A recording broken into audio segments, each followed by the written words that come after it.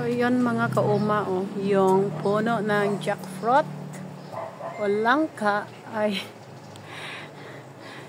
ayan, oh, talagang nilagyan ng pang-protection sa mga insects.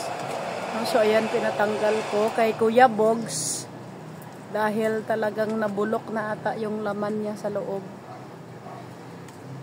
Oh, ayan, nabulok na yan, oh.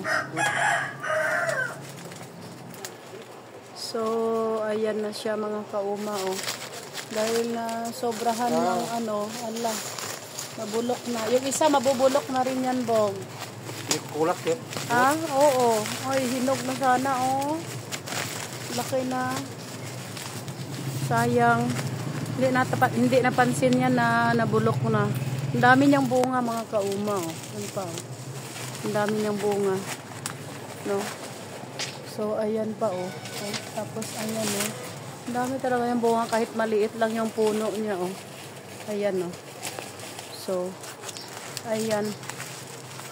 Ayan na siya. Ilang bunga ba yan? Dalawa? Tatlo ma, hindi ka ginawa. Nako, ayan na nangyari, oh.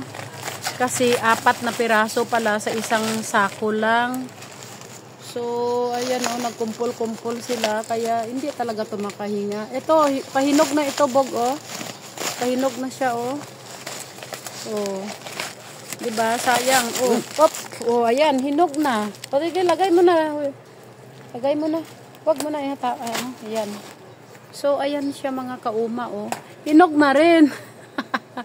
Hinog na siya, pero sila, oh, ang daming, pala na, oh. Inuwian na talaga ng mga lamgam to dahil, nakasupot siya. Hindi siya makahinga na mabuti.